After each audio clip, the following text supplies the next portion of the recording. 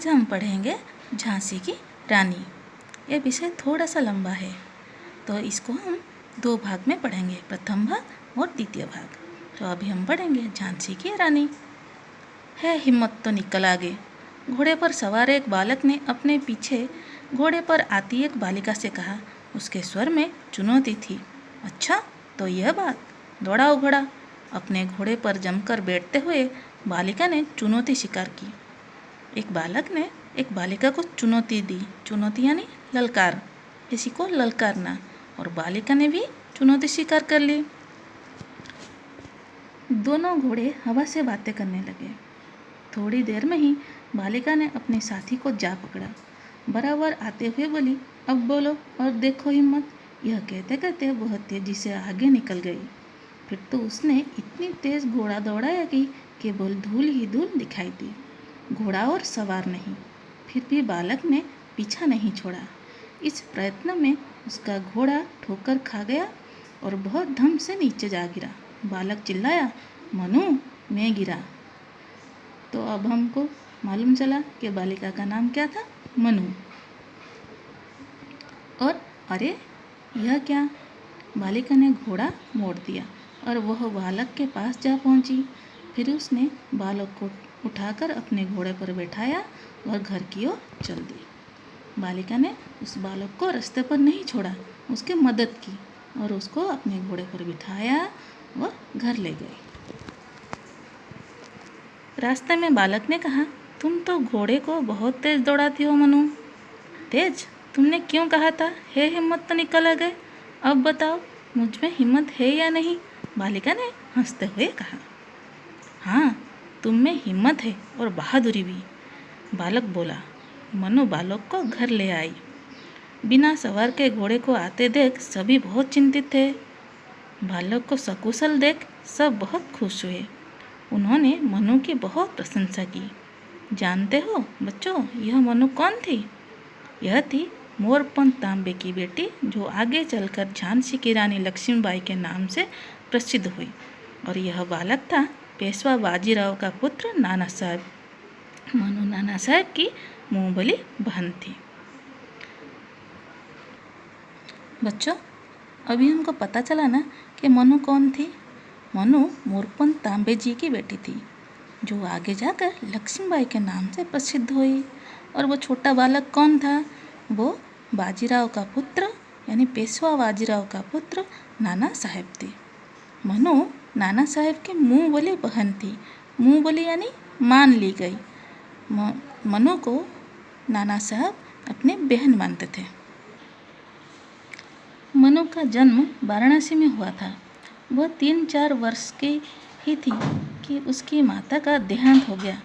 इससे मोरपंथ बड़े दुखी हुए और बेटी को लेकर पेशवा बाजीराव के पास बिठूर आ गए। पेशवा बाजीराव मनु को बहुत प्यार करते थे।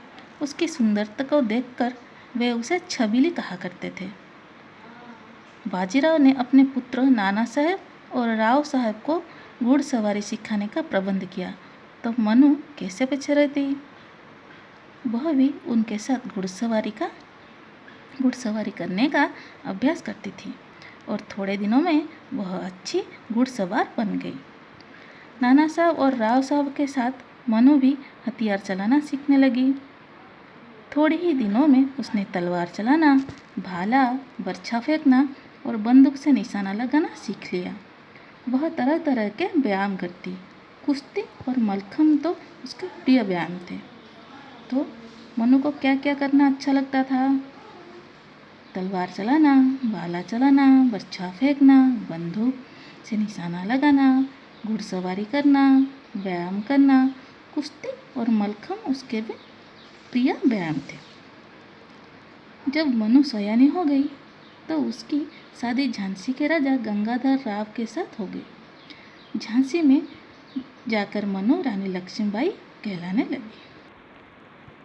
तो हमको इससे क्या पता चलता है कि झांसी के राजा कौन थे? झांसी के राजा गंगाधर राव थे। जब मनु थोड़ी बड़ी हो गई तो उनकी शादी राजा गंगाधर राव के साथ हो गई और मनु रानी लक्ष्मीबाई यानी झांसी की रानी लक्ष्मीबाई के रूप में जानी जाने लगी। झांसी के राजमहल में लक्ष्मीबाई को पहले तो ऐसा लगा कि वे बंधन में पड़ गई हैं, पर बाद में उन्होंने महल में ही कुश्ती, मलखम आदि व्यायाम करने और हथियार चलाने का अभ्यास करना आरंभ कर दिया।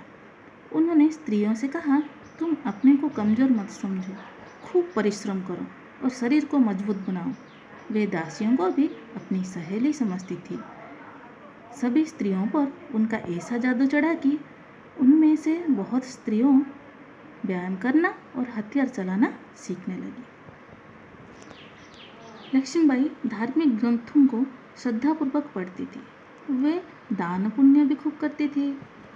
जो भी कोई सहायता के लिए उनके पास आता, वह उनके दरवाजे से निराश नहीं लौटता। रानी के इस व्यवहार से झांसी के लोग उन्हें बहुत चाहते थे। यानी क्या? झांसी की रानी लक्ष्मीबाई सबको मदद करती थी, इसलिए सब उन्हें बहुत प्यार करते थे। कुछ समय बाद लक्ष्मीबाई ने एक पुत्र को जन्म दिया। झांसी में प्रसन्नता की लहर दौड़ गई। यह बालक अभी 3 महीने का भी नहीं हुआ था कि चल बसा। उसका देहांत हो गया। महाराजा गंगाधर राव इस धक्के को सहन नहीं कर सके और गंभीर रूप से बीमार पड़ गए। महाराज को इस बात का दुख लगा कि उनका पुत्र चल बसा, इसलिए वो बीमार पड़ गए।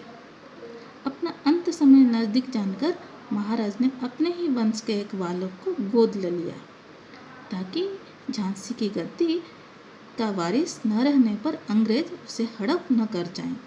बालक का नाम था दामोदर राव गंगाधर राव। यानी वो